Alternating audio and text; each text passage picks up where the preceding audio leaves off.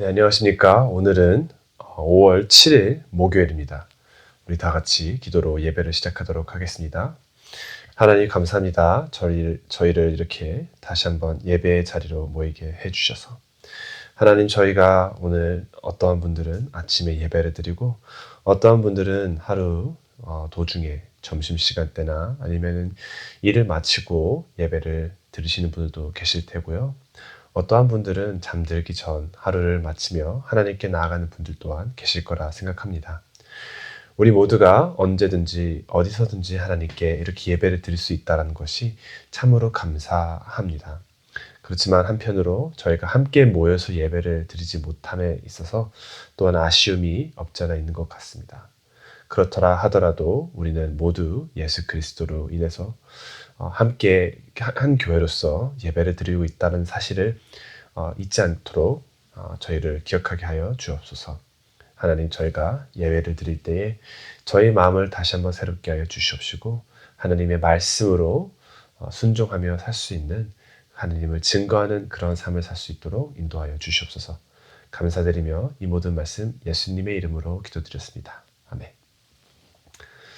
네, 오늘 다 같이 함께 부를 찬송은요, 463장 신자 되기 원합니다 입니다.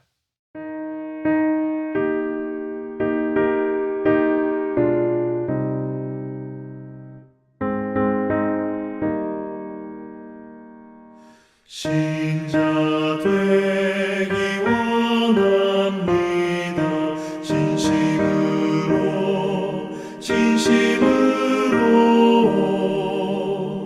신자 되기 원합니다.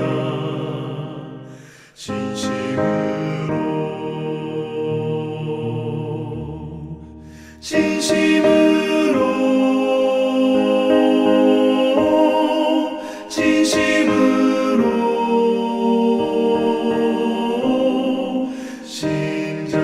되기 원합니다.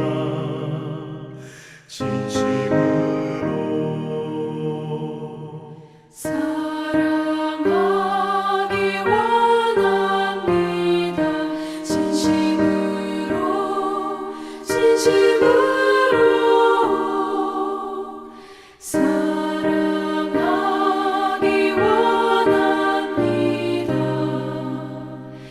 진심으로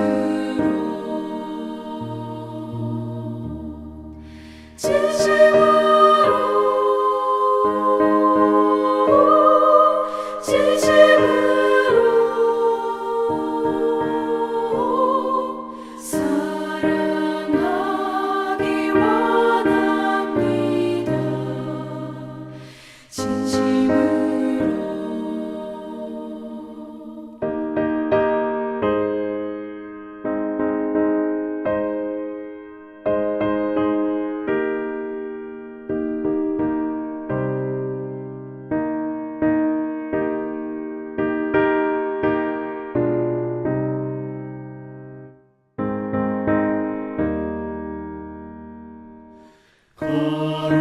거룩하기 원합니다. 진심으로 거룩하기 원합니다. 진심으로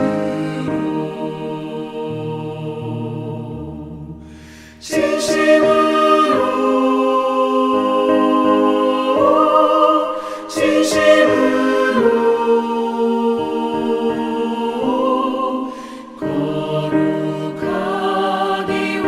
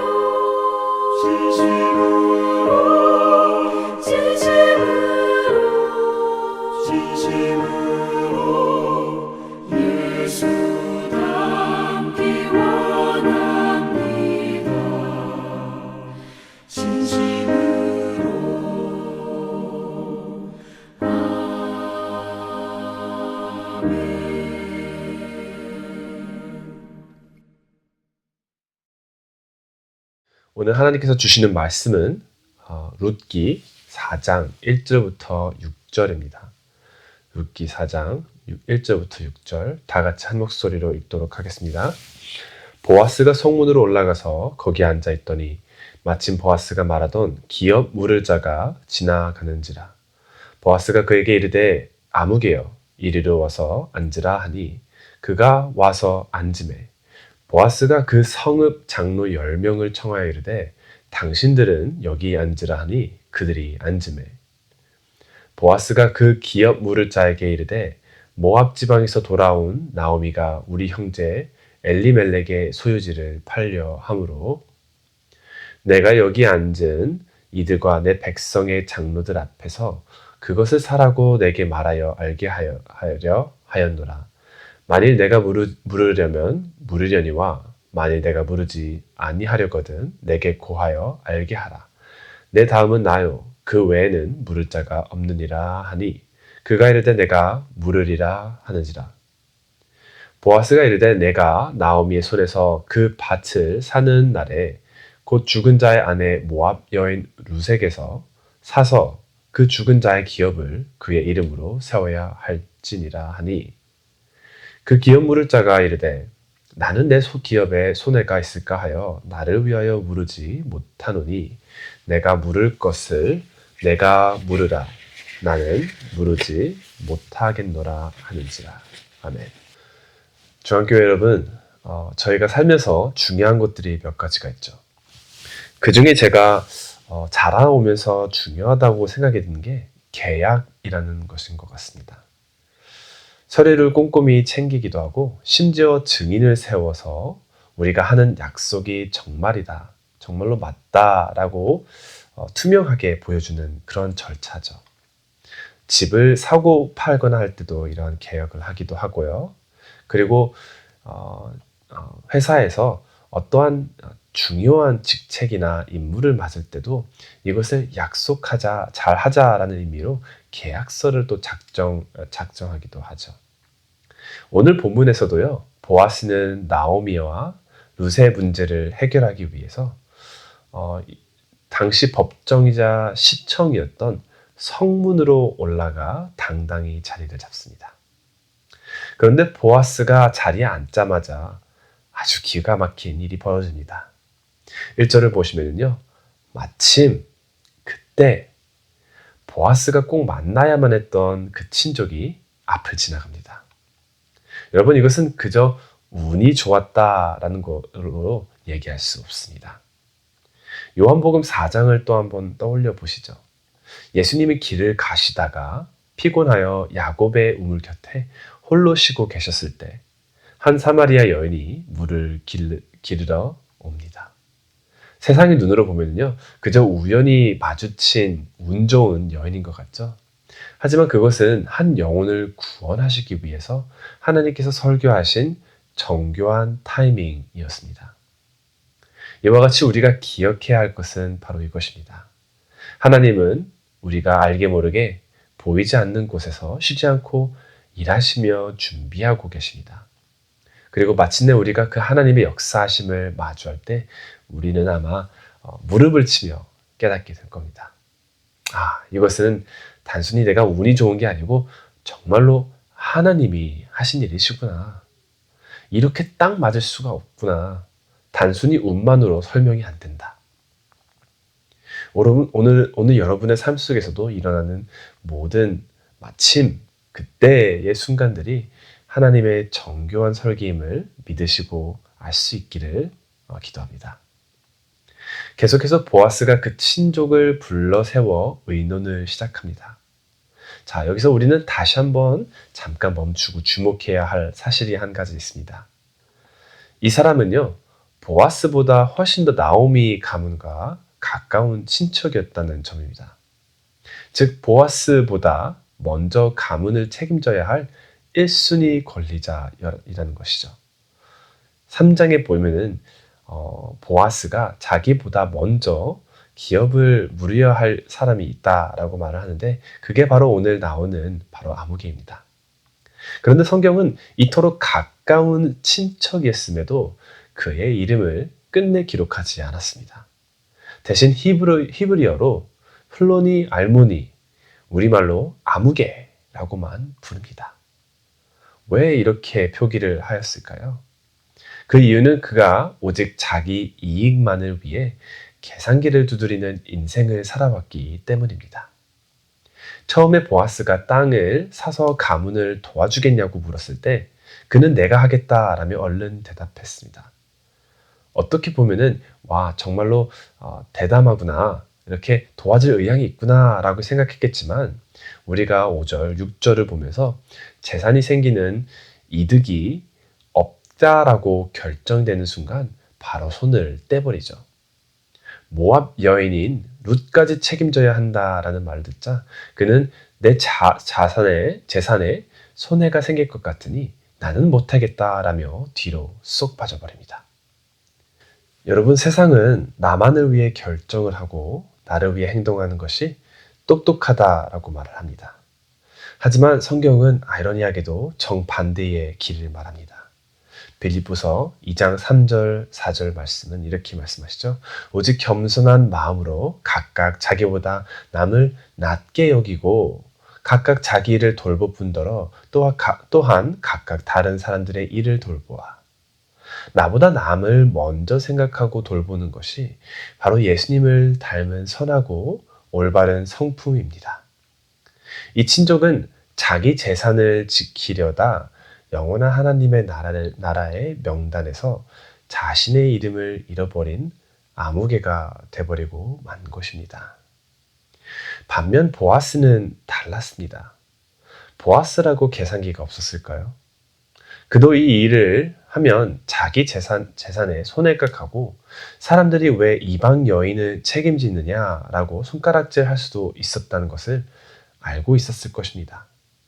하지만 보아스는 계산기 대신에 헌신, 커미트먼트를 선택하였습니다. 그는 룻과 나오미의 아픔을 자기 것처럼 여겼고 기꺼이 그 짐을 대신 짊어졌습니다. 보아스가 이 바보 같은 손해, 세상적으로 말하면 어이없고 사랑의 눈먼 같은 바보 같은 손해죠. 그런 선택을 했을 때 어떠한 일이 일어났나요? 그의 가문을 통해 이스라엘의 위대한 다윗 왕이 태어났고요. 결국 우리를 구원하실 예수님이 오시게 되었습니다. 여러분, 하나님의 나라는 머리 굴려 계산하는 사람이 아니라 사랑 때문에 기꺼이 손해볼 줄 아는 사람을 통해 세워지는 줄로 믿습니다. 그러므로 사랑하는 우리 중앙교회 여러분, 오늘 본문에 나타난 보아스의 모습은 사실 우리를 위해 이 땅에 오신 예수 그리스도임을 아시기 바랍니다. 예수님이 우리를 구원하실 때는 계산기를 두드리셨을까요? 저 죄인들을 구원하려면 내 목숨을 내놔야 되는데 너무 큰 손해가 아닌가라고 말씀하셨나요? 전혀 아니죠. 그렇다고 예수님께서 우리를 구원해 주시기 위해서 치러야 할 값을 모르셨을까요? 그 또한 전혀 아닙니다. 예수님께서는 잡히시기 바로 하루 전날 기도를 하실 때 피땀을 흘리시면서까지 두려워하셨다는 것을 우리는 복음을 통해 볼 수 있습니다. 또한 예수님께서 기도하셨던 것들 중에서 하나님의 뜻이 괜찮으시다면은 제발 십자가에 오르지 않도록 인도하여 주시옵소서라며 간절히 또 기도한 것 또한 우리는 볼 수 있었습니다. 그 말은즉 예수님께서는 십자가에 오르시고 온 세상을 구원하기 위해서 하나님으로부터 멀어지며 죽음을 직면해야 된다라는 것을 알고 계셨습니다. 주님은 우리라는 존재를 되찾아 주시기 위해 하늘의 영광도 버리고 하나님의 생명까지 십자가에 다 던지셨습니다. 십자가는 하나님이 우리를 얼마나 사랑하시는지 보여주는 완벽한 헌신의 증거입니다. 자, 여러분, 오늘 하루 무엇 때문에 불안해하며 계산기를 두드리고 계십니까? 어떠한 것이 내 삶 속에 불이익이 되지 않을까, 손해가 되지 않을까 라며 두려워하며 어떤 결정을 해야 될지 고민이 되지 않으신가요? 나를 위해 모든 손해를 감수하신 주님이 여러분의 인생 곁에 계십니다. 여러분, 오늘 하루 예수님께 한번 맡기기를 원합니다. 그리고 지금 이 시간 기도를 했으면 하는데요. 주님, 내 이익만 챙기려다 이름을 잃어버린 아무개처럼 살지 않게 하옵소서.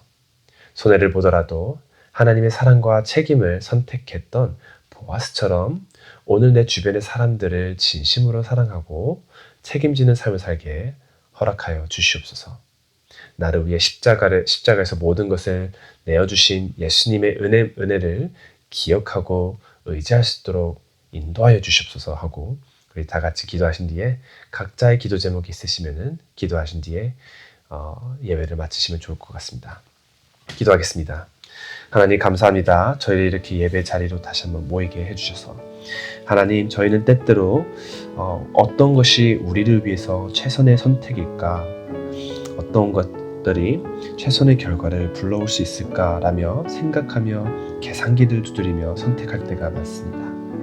그렇지만 하나님, 우리의 이익이나 불이익보다도 하나님께서 주신 그 사랑을 토대로 다른 이들을 사랑하고 다른 이들을 더 낮게 생각할 수 있도록 인도하여 주시옵소서.